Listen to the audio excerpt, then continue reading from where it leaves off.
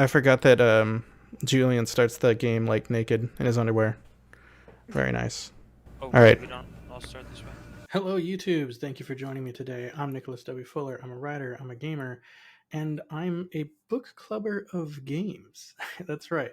I've started a book club for a video game. How weird, right? But honestly, video games can have really great stories. Some of them you may have even played the game and not paid attention to. So I've started a book club for Diablo 3. Uh, Diablo 3 has been out for a long time, but Diablo 4 is coming out soon. And honestly, a lot of people kind of didn't pay attention to the story of Diablo 3. The game is very action oriented and you get to smash lots of things and it's super fun and the gameplay is really rewarding. But it actually has a very rich story underneath it all that you can get if you're looking for it. So we're looking for it. I'm playing the game with a good friend of mine, Julian Grajales. He's a writer as well, and he's never played any of the Diablo games.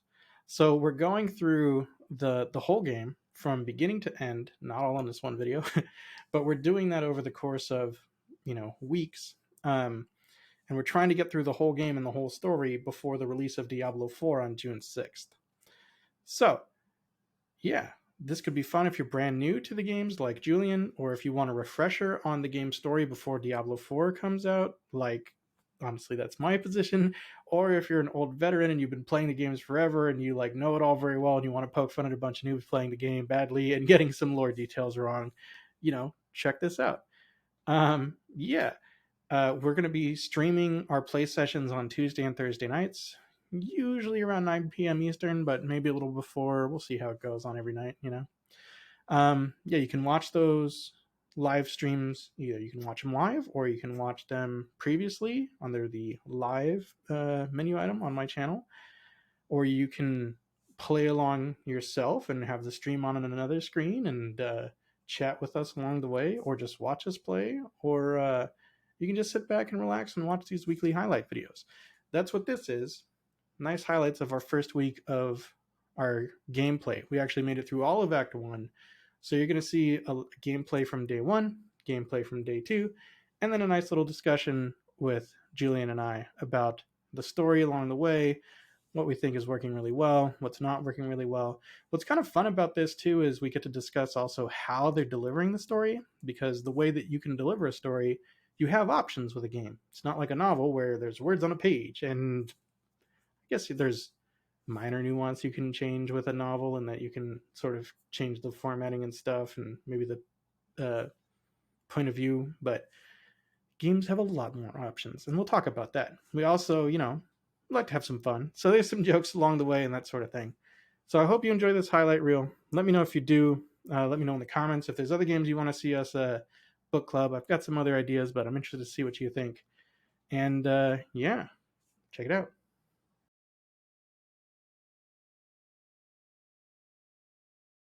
Let's do this. I'm gonna create a character. Yeah. Do I want to do Barb or Crusader? What do we think? We'll go with Crusader. I like that they have the shield all the time. I forgot that Julian starts the game like naked in his underwear. Very nice. Oh, all right. We don't. I'll start this way. Hey! No, look at me with all the clothes on. She's so chill. We're it blasted my uncle Deckard Cain, so, bummer. Yeah, on the minimap on the top right, there's that nice little Know where I'm going? Well, Julian does. Well, okay, I mean, Sorry. rude. Hey, Captain! Yeah, I mean, at this point, we've gotten here. A star fell on the Tristram Cathedral. We know that. Leah's, what is it, uncle, right? Yes. Leah's uncle, Deckard Cain, sort of fell into the into the pit with a star. Wrecked.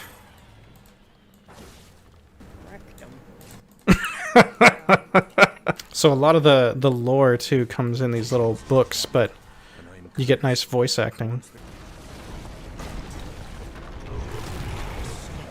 The power of the fallen star awakened me, and soon all will suffer as I have suffered.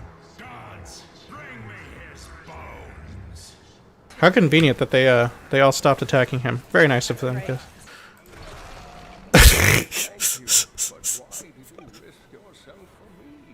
Whoa, dude. Creepy shoulders. I can't tell if you look like a moose or like Medusa, or maybe if like the two of them had a gross baby. It's a Medusa. I'm to put them all down, but how can I kill my own wife? No problem, man. I don't know her. It's as cold as ice. All the zombie And if you legs. see my fool I mean, the apprentice zombie out arms there, are just good tell him to distractions get back people's to legs. town. That's it. It's like a spa service, okay? Yeah, zombie massage? I don't know if I want that. I like a massage, but like undead massage? No thanks. Yeah, so and with Diablo 4, I guess they're going to be doing like I think they're going to do a new season or whatever like every 3 months, but each 3 months is going to come with new story content. Deckard Cain, he's the last of this order, and now I can't remember the freaking name of it. Do you remember the name? Haradrim, thank you. He's the last of the Haradrim, which was this. Okay. And so taking it back, we are on Sanctuary, Julian, which is like Earth in the game. Prior to Sanctuary being created, there was this endless war between the forces of the burning hell and the something heavens? Radiant heavens? Something like that. And it's this endless war that's just going on forever. Some sides, like, you know, one side will sort of take a little bit of a lead, but there's no clear victory. So some forces from each side are like, you know what? This is lame. What if we just stop fighting? And they get together and use this world stone to create Sanctuary. And then the angels and demons that are on Sanctuary are like, hey, you know what we could do now that we're not fighting? Let's make some babies. And they make babies together. All right, so Sanctuary, angels, demons, making the babies. The babies they first called Nephilims, and then like some of the people were like, well, some of the angels and demons were like, maybe we shouldn't make any more of these crazy babies because they could actually end up becoming super strong. And so they stopped, but the Nephilims like kept, you know, having babies with each other, and those ended up being humans. You got Sanctuary, you got these humans now on Sanctuary, but all of the forces that are still fighting the Endless War didn't really even know that Sanctuary was a thing. So, but then there's still these two sides that are still having this Endless War, and those sides end up discovering about Sanctuary, and the three prime evils, which is Baal, Diablo, and Mephisto, are like, hey, I got this cool idea. What if we get these humans to fight in this war with us? Wouldn't that be cool? Tyrael, this archangel of justice, is like, hey, I got this great idea. How about you don't do that? And so on Sanctuary, Tyrael like recruits some of the humans into the Haradrim, which is his secret society to fight against the primevals. The Haradrim actually did succeed in fighting against the primevals. Deckard Cain is the last of the Haradrim, the last of that secret society that's dedicated to fighting against the primevals. That's cool. The lectern is kind of giving like backstory to the previous Diablos, because you know, we're in Tristram, and that's where Diablo 1 happens. So as far as the story, you know, we're learning a little bit more about King Leoric. Not sure what's going on with the Templar there, actually. I mean, obviously that guy went and was working with the Necromancers and a coven. Wow. I'm loving throwing pots at fucking enemies. Where do I even pull these pots from? So that was King Leoric, and he was driven. So what happens in the story is King Leoric is he's the king of Tristram, and like I said, the Haradrim, they did defeat the three primevals. They captured them in these soul stones. So Diablo was in a soul stone, and it was buried in the ground, but it was buried under what became Tristram. So Diablo, over time, he corrupts the soul stone, and he's getting stronger and stronger, and he tries to get his mortal form in by like taking over the body of King Leoric. But King Leoric has a strong enough will that he's able to repel the weakened Diablo, but as he's repelling him, it drives him mad. So he thinks that all of his people are like against him, and so that was his guardsman killing King Leoric because he had been driven mad and wasn't a very good king.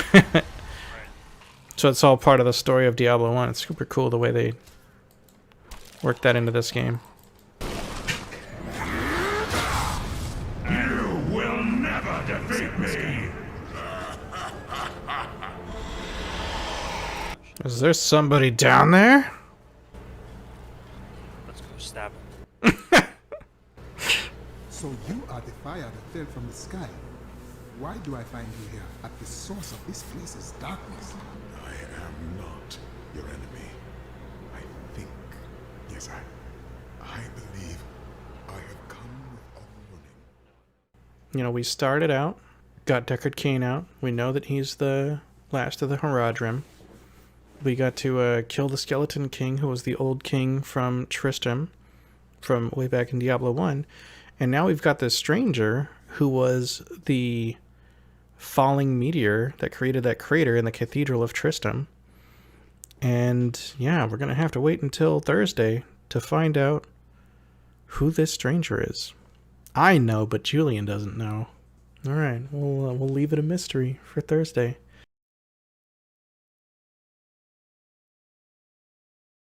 Time for book club session 2. So again, I'm Nicholas W. Fuller. Thanks for joining me. And I've got Julian with me again tonight. Say hi, Julian. Hello, world. And tonight we're joined also by my brother. Yeah, a big meteor hit the Cathedral of Tristram, and we were investigating that. We found Deckard Cain, like, in down one layer or two of the cathedral. I guess he got knocked down by the meteor, but he was fine, so that's sus, but whatever. Yeah, found him, and then it turns out the meteor was actually a person, and we're referring to that person as the stranger, who has amnesia, isn't sure how they got there. They come with a warning. Tell me everything you remember, stranger. Every detail. Everything? That's kind of like, whoa. Fire, a sword of great power. It was part of me, but it shattered into 3 pieces as I fell. It is vital that we find those pieces. I believe the sword made whole will restore your memory. The goatmen are rampaging through the fields. Could the sword have anything to do with that? Of course, of course. Just as the dead rose around the stranger, the sword pieces drove the goatmen to madness. All goatmen are mad. They don't need a sword for that. But I will search their fields. Only played Diablo 1 years ago. I hear you. That's obviously the OG. The story of Diablo 1 is pretty cool. Hot take, Diablo 2 is better. Just gonna make everybody mad about that. Damn. Already starting controversy. The sword was in the possession of dark ones, under the will of a woman named Magda. Uncle Deckard. Magda. Sound like those dark cultists you told me about. Very good, Leah. You have been paying attention. Yes! Oops. Bro. I was trying to escape my conversation with Hedrig, not escape that. What's even... Okay, we gotta talk to Leah now. Their leader, Mag... The Nephilim were ancient humans. Wow. That wasn't me. That Are wasn't you me. trolling me? That was not me. You trolling Hands me are now? off my keyboard. Hands are off my keyboard. You must be Alaric the Guardian. Uncle Deckard told me of your eternal watch over this cursed place. I thought it was a myth. Are you Nephilim? No. There have been no Nephilim for a millennium. You're not a myth. You seek entrance to this temple, but only a Nephilim can enter. If you retrieve the keys from the outlying tombs and use them on the gates, we will see who and what you truly are. Noble hero fought his way here just to die. Sure. Magda. And who is this you bring with you? His daughter? She has power within her. No matter, your mother will soon share your fate. It's your choice. Did you guys accept the event? Either use Yeah. your Haradric arts to repair It the won't start sword, unless we all or do. your dear Leah dies a horrible death. Oh, this pain, this destruction. What is the sword to you? To me, nothing. To my master, Belial, everything.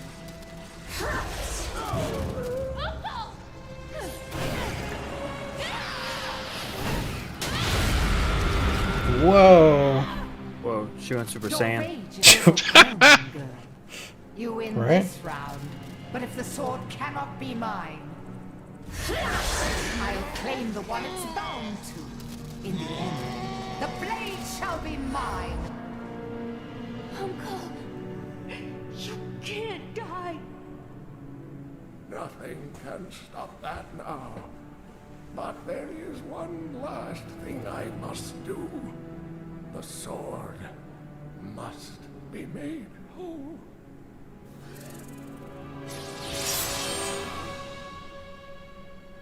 Or all you had to do was wave your hand. I suspected. The sword It's a small sword, you know. is of the high heavens. The stranger is an angel. Oh, snap! The journal. The truth lies within. Uncle Deckard. Your wings look Nobody got time ridiculous. for leather cuffs. Ridiculous? Ridiculous.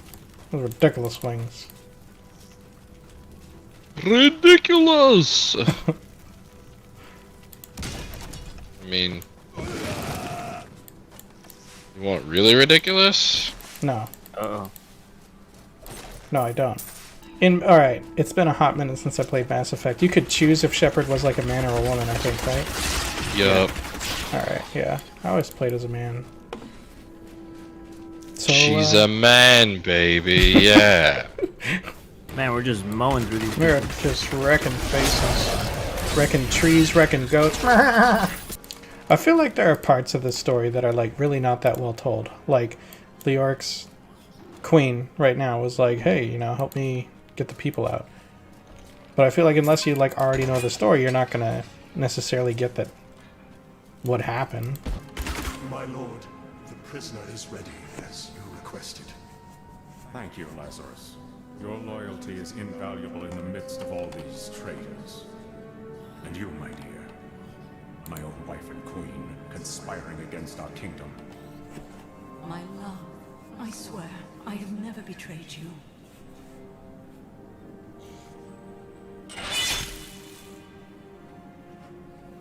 Damn. Well, alright, fair point, fair point. I was asking for like more context, and they did deliver, didn't they?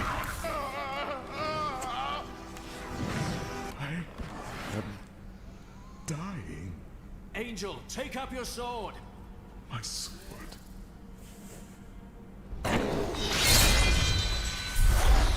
Aw, snap. I remember now.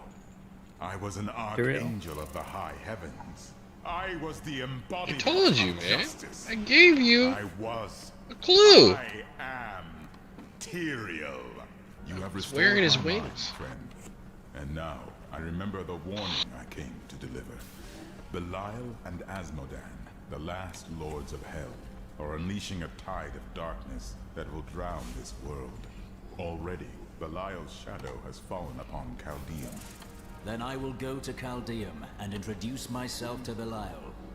We must move quickly. Let us return to Tristram and make ready. I think this is a perfect place to kind of stop, and then we can pick up with this on Tuesday and get right into Act 2.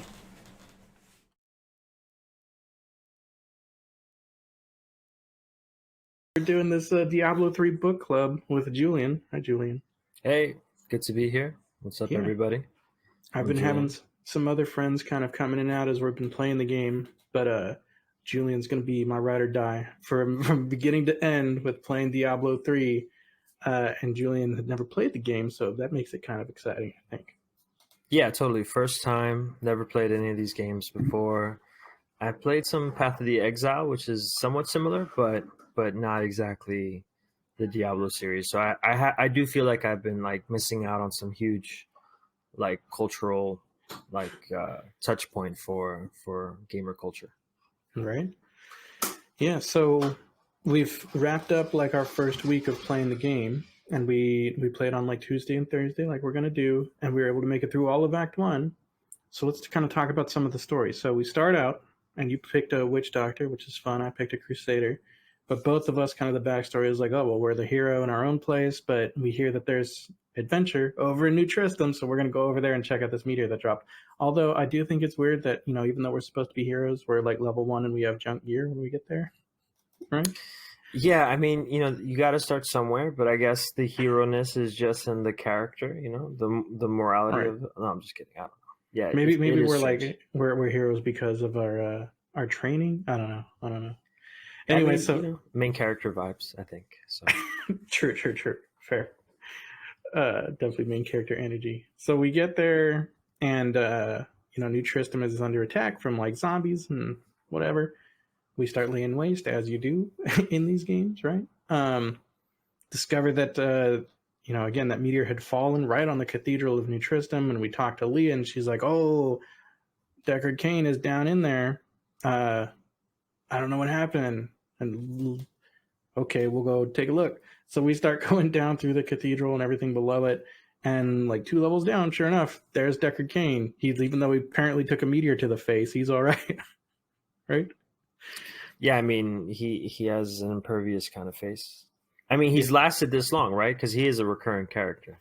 He is a recurring character in the games. He definitely is in Diablo 2. Right, honestly, so I'm not sure if he's in Diablo 1. Someone in the comments, let me know. I know you will. I know someone knows, right? They'll check us for sure. but he's definitely there in Diablo 2, and he's the last of the Haradrim, which is that secret order that was created to prevent the primevals from being a problem on Sanctuary. So we get him, we pull him out of the cathedral, help him out. Leah's all, yay!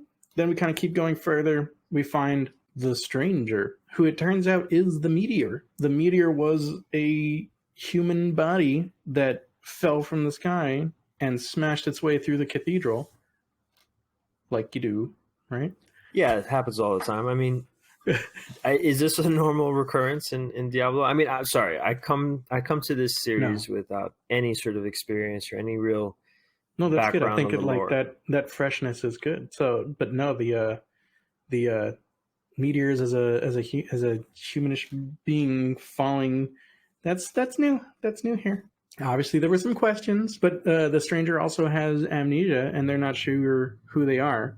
So we bring the dude back to Deckard, and hey, Deckard, what do you think? And he's like, well, of course, it must be that his sword fragments are the key. Find the fragments of the sword, and maybe it will return his memory. So pretty good. That was amazing. I thought you were actually playing the segment from the game. Did you memorize that? No, I winged that. It's probably I ad-libbed it, but I get the idea right. But I remember you were like, why the sword? And like, well, we'll find out. So we have to go out and we find these different sword fragments, and then we run into like the first sort of like mini boss of Magda, and she's trying to guard these sword fragments. But of course, because we're awesome, we just lay waste to her and take the sword fragments, right? I mean, that's kind of what we sort of steamrolled everyone. We actually did. Yeah, we were definitely steamrolling. It was pretty good. Yeah. Which, I mean, just to get into the game a little bit, the gameplay itself, like I was so immersed in just like my spells and everything that the witch doctor does that I was just like, whoa, this is kind of crazy. And I was sort of lost in, and I think you've mentioned this at some points, right? There's like different little in-game cutscenes that I'm just like, something's happening over here, and I'm just like, man, this rune over here is gonna make my dogs like green. This is awesome. So I was lost in that, admittedly. Right, fair. And I mean, like, I think everyone that's played Diablo has been at that point. But I think that sort of makes this book club right before the release of Diablo 4 kind of nice, because maybe you've been in that shoes too. You've been like, yo, I'm just smashing shit, and like you kind of didn't pay attention to the story, so maybe you kind of get this recap now before Diablo 4, and like you'll be good to go, right? I know I've been there too. But like I have another character that's like a level 60 barbarian. He's got this skill called Seismic Slam. He's just when it like lays ripples out in front of him, and it's pretty. I just love doing it. Yeah, the game awesome. Feels good that way, right? Like no, it does. The combat's great. The particle effects are really cool. Yeah. The different skills are really satisfying. Yeah, and you get there quickly. I mean, I'm kind of impressed. Like, I'm not like throwing wisps at like large rats or something. I'm like fighting big things here with. I mean, I'm tossing a lot of pots with spiders. I don't know where they're coming from, but I have a ceramic kiln sort of assembly machine in my pocket, somewhere in my loincloth. But it was great. I loved it. It was awesome.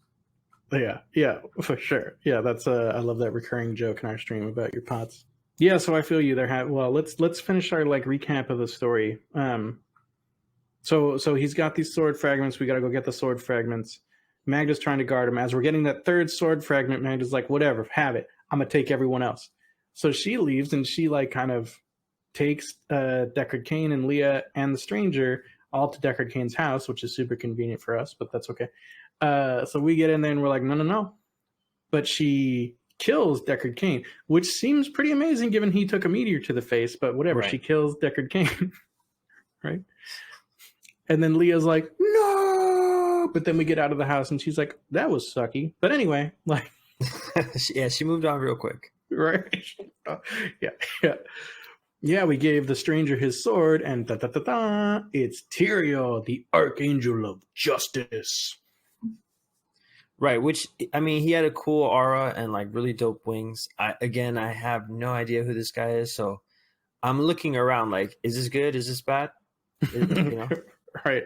are we going the right way? What's happening? I mean, justice is so, used in so many different ways these days. So Fair. Bit of a fraud term. Yeah. Yeah. But so that, I mean, we actually were able to get through pretty much, I mean, that is all of Act 1. And we were able to get through all of Act 1 in our 2 nights of gameplay. And that was all the story there. I thought it felt pretty good. There were so many like little, well, I mean, the story itself of what's going on with Deckard and then what's going on with Tyrael, that felt not bad, I thought. So I look at stories in a framework that like Brandon Sanderson's talked about in his lectures. So promises, progress, and payoff, right? Right. You make some promises up front, and then there's progress towards like where your goals that you sort of state up front. Mhm. And then eventually you sort of are reaching those goals and it feels awesome as a reader, or a gamer, experiencing the story in a game. Totally. So promises, I feel like the game itself is not really setting up a lot of like real good promises about where this is going. I think just because it is a Diablo game, you do kind of get a sense of where this is going from, what we've done in other games. But if you don't have that context, I wonder how you feel about that, Julian. But like, they did set up, okay, we got to find Deckard and we got to find out what's going on with the stranger. But like, there's not really a good indication of like, what are we going to go do in like Act 2, Act 3, that sort of thing. Again, because with the context of the other games, I have a good idea of what we're going to do in Act 4. But like, what else is going to happen, I think is up in the air. What do you think about that? No, I think you're totally right. I mean, I don't honestly even remember what the motivation for my character is. I mean, I know it's very much like, you sort of jump in and the motivation is probably that, you're a returning player or something like that. And you want to get back into the world and you probably have spent hours already playing 2 and 1, D1 and D2 already. So that probably is, what maybe the game is expecting you to do. But insofar as like motivations as like, what is the purpose of what I'm doing? Also, like, why am I in a group with other people? Like they never really address the sort of group dynamic in any sort of way through the story. It's all as if, it's the same story if you're playing by yourself or if you're playing with a cast of heroes who you are fighting with, right? And so there's no real customization insofar as that goes. But yeah, I think, and whatever, I think fantasy and this kind of genre of story is so prevalent, and there's already so much of a world that's established out there that people know, elves and zombies or warlocks and wizards, and they all sort of exist in this recurringly used world across different stories, different mediums, different novels, different stories, that I think, you can kind of sort of immerse yourself easily without needing to get a lot of those contextual clues or historical background before you're stepping into it. But yeah, insofar as motivations or promises, I mean, you didn't get too much of that. Not from the front. I didn't feel, and I felt like the game could do more about that. I wish there was a lot more like justifiable context. In other words, so we're these adventurers who are probably going to be like huge heroes in the context of the story of the game down the line. Right. And we just so happen to fall onto a little town where there's Deckard Cain, a recurring character that, they don't really give us any understanding of how important this character is for new players, at least. And hey, look, a meteor just struck out here, bro. You know, like go take a look, just cause, you know, we're missing someone here anyways, by the way. So Right. yeah, maybe he'll be over there. So it's like the context and the promises are all in the aesthetic and in the like character and the spells and everything like that. But insofar as the actual story, it kind of falls to the wayside of what you're doing, like the actionable parts of what your character is doing. Yeah, fair. Yeah, and so that was another point that, well, one, by the way, that point of like how the story doesn't change if you're playing by yourself or with a group. What a great point, and I hadn't really like considered that, but that would have been like kind of a cool touch if there'd been like when whoever's speaking to kind of the quest giving character at the time, there's voiceover from your person. So if you're witch doctor, it'll have your voiceover. But it would have been really neat if there'd been like just a little bit of like back and forth voiceover between like you the witch doctor starting that quest and like my character the crusader like talking, you know, that Yeah, could have totally. been super cool. But maybe we're asking too much out of like an 11-year-old game. I don't know, but Fair point. but that would be dope in the future. Totally hear what you're saying about no context. I think they mentioned like super brief like that Deckard Cain's the last of the Haradrim, but then you were like, so what are the Haradrim again? And we had to go back and be like, okay, they're the secret order. They were kind of founded in the very beginning of the history of Sanctuary, which is sort of like the game's Earth. And they were established to stop the primevals who discovered the existence of Sanctuary from turning all humans into warriors in their battle against heaven. And the Haradrim did succeed in imprisoning the primevals, which is Diablo, Baal, and Mephisto. But then eventually Diablo broke out of his soulstone, his prison, and that's sort of the events of Diablo 1. So yeah, we don't get a lot of like that context unless you've played the game. But like that whole story is like hinted, so well, not even hinted, but it's sort of like retold through Diablo 3, but in this interesting way where so the story in Diablo 1 was delivered in like books that fell as loot and you had to read the books, right? So I think most people probably didn't do that. Now in Diablo 3 there's books that kind of drop as loot and they're these great little lore tidbits, and instead of having to read it they're just voiceovers, and it's super cool. I really like those voiceovers, but they're so easy to ignore even when you don't really want to. Like you're kind of getting them in the, I mean, granted it's loot and you could sort of like let the loot sit until you're stopping fighting, but you're still getting it while you're in the middle of the dungeon, you know? Right. I think like it would be neat if there was some way to kind of, yeah, I think that there is a mechanic where you can go back and look at like your journal or whatever, but it's kind of like clunky how you get over to through that interface. It would be so much cooler if you could just have those like little journal items in a special like or next to your inventory, and when you're in town and you're selling and repairing anyway, be like, okay, tell me all these things now, you know? Totally.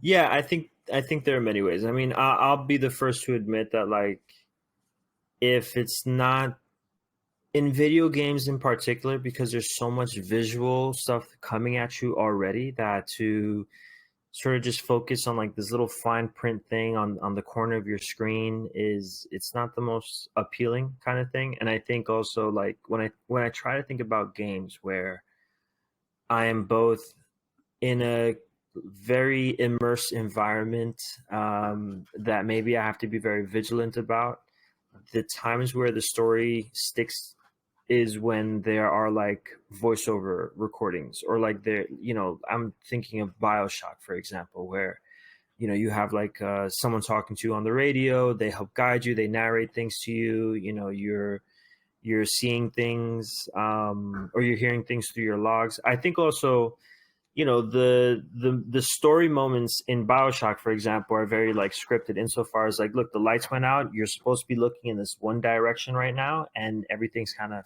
happening in front of you, as opposed to, you know, you do get some of that here, but the context, the background story, like you only get that text. And in World of Warcraft, man, I mean, I think I maybe read a quarter of everything I was supposed to be reading. I was mainly like just blasting people away in PvP and stuff with my rogue. And yet, like BioShock, that story stuck with you. So part of it's kind of how they deliver that story, right? Right, totally. Exactly. Yeah. So I think that's what it's an interesting kind of discussion topic is how they're delivering the story, because there's so many different ways that you can deliver story in a game, you know? Right. Yeah, agree with everything you're saying. I think some of the other thing, like other ways that they've kind of delivered some of this Diablo 1 story in this Diablo 3 game are these sort of like in-game events. So there's this one moment in particular towards the end of Act 1 where you see Lazarus, the corrupt archbishop that's working for Diablo.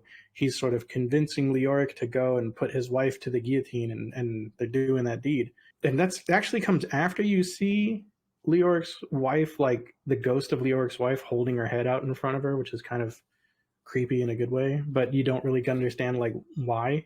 But then you do see that like in-game event if you're there, right? Because as soon as you walk there, it gets triggered, and you were like checking out your abilities and stuff, right? Right.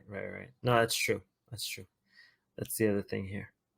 Like if it just sort of like froze the screen or like zoomed in on the event in that moment, kind of like a cutscene, but maybe not completely cinematically done, and right, you know, right, whatever. Still in engine. Yeah, I mean, it did that with when we first see Deckard Cain. It sort of like pulls away from the characters and goes to him, and right.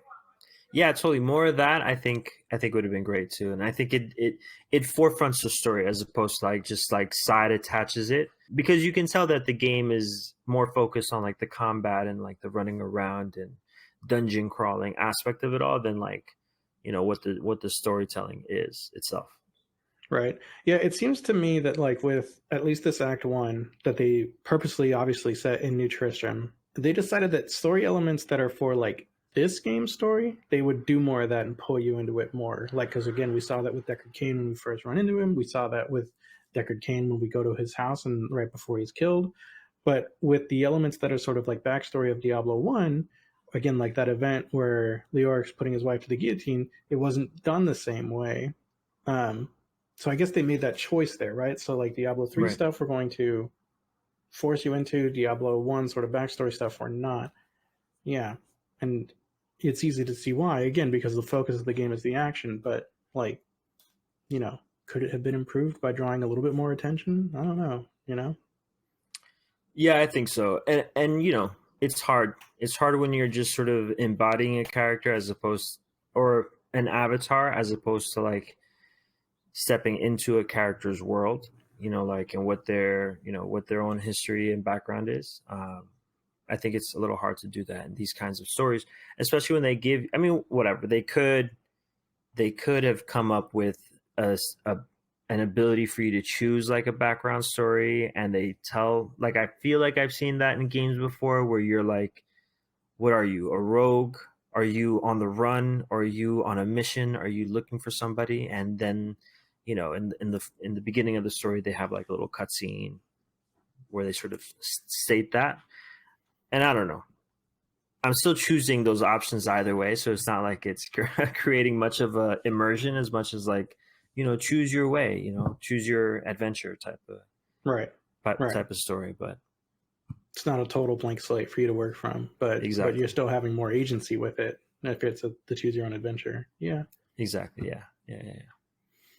Yeah, but I mean, overall, you know, Act 1, I kind of just story. I like what they did. I like where it's going. I think the kind of fan service of trying to kind of retell the Diablo 1 story is pretty cool. But I think, you know, I just hope that in like Act 2 we're kind of getting more promises more clearly about, okay, where is the rest of this really going, you know? Totally. Yeah, and I mean I agree. I think Act 1, even with that sort of you know, weak start insofar as the motivations or just like the promises, it still hits the tone promises. You know, you're still getting like what world you're stepping into, the setting. It gets you with the spells and just like the character growth and the leveling. Like that's still very addictive and it pulls you in.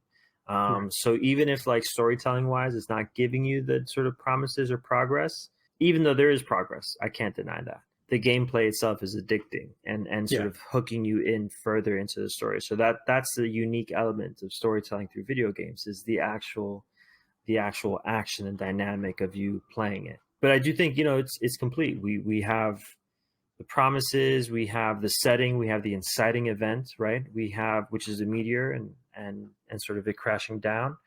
the promise that maybe something will get further along in the adventure and the story of it all if we get the shattered sword together.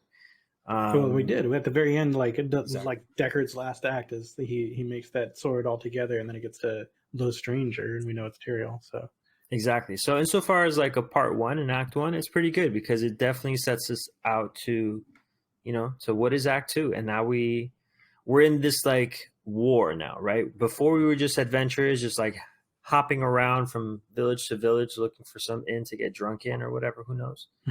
And here we are now part of like wrapped up in some like, interdimensional, or maybe not interdimensional, but I don't know how you would frame this whole the eternal struggle between the burning hell and the high heavens. right, this very Manichean sort of conflict. And now we're wrapped up into it. So insofar as like act 1 it's doing the job for sure. Yeah. So agree, and just kind of add to those points, in addition to the story, the gameplay I think is like, as we were talking about before, like, I mean, it's, just to talk about the game briefly, such a satisfying game, with the progression comes quick in the beginning, the skills feel good. Obviously you're starting out with like not many skills, but it's slowly kind of giving you and then introducing you to more things. You don't have runes in the very beginning, but then you can like, oh, I can change my skill with these runes, it's like the gameplay, especially to me early on. For me, like the late level gameplay, I was like less interested in, but like the early levels and stuff, it just felt so good, No, totally. I'm still getting used to the controls too. So there's like funny moments where I'm just like talking to a character. I just finished a quest, and all of a sudden I'm just like, so bats. Flying bats in your face. It's just like, oops, sorry. Right. That's great. Though there's been too many times I've meant to hit an ability, but instead I opened my map. Like, there you go. Yeah. Right. Sure. Yeah. Fortunately, my skills don't work quite the same as yours, so I can't like just drop the bats. I have to click on an enemy. Oh, okay, good. Yeah. Okay. There's a safety trigger, a safety lock on right. abilities. Yeah. Right. Mine are just open, Right, loaded at any moment. Just like, how was your day? Flying bats in your face. Bats in your face. I'm sorry, bats on fire. I think is what flaming flying bats. Just to add that extra level. Yeah. So good stuff. Well, I'm looking forward to this coming week and start playing through Act 2 and continuing our playthrough and our book club discussion. Yeah, totally. I think this was a lot of fun, and I'm having a good time with the gameplay and the story. I'm sure it's gonna the stakes are gonna rise and things are gonna get more interesting. So, and so far as Act 1, out of 5, I think I'll give it like a 3. It's a good start. I wasn't prepared for like an out of 5, but I think that feels good. Yeah, I mean, just from the story perspective, from like gameplay. Gameplay for sure. It's like a 4.5. All right. Yeah, but yeah, story. Yeah, fair 3. I think that might even maybe be a little generous. No, I think that's it. I would definitely give it like a 3 or even a 3.5 with kind of the context of like Diablo and really enjoying the sort of retelling of the Diablo lore. Yeah, totally. As a recurring fan and returning player, definitely. I'm sure this is like taking all the nostalgia and all like, oh yeah, man, I know exactly where this is going and I'm excited for it. Whereas I'm like, okay, Meteor Man, Angels, Wings, Deckard Cain, funny guy, interesting accent. What can I tell you? His voice is brilliant. Dude, you should definitely do the audiobooks for your own books. That would be great. Oh man, should I do the whole book as Deckard Cain? I don't know. It depends on depends on the immersion you're going for, I guess. maybe just one character. All right. Yeah. I think. Thanks for joining me here, Julian. I'm excited to see you in game again. Absolutely, brother. And thank you for watching. Throw me that like, smash that subscribe button, and if no one's told you yet today, you're an absolute legend.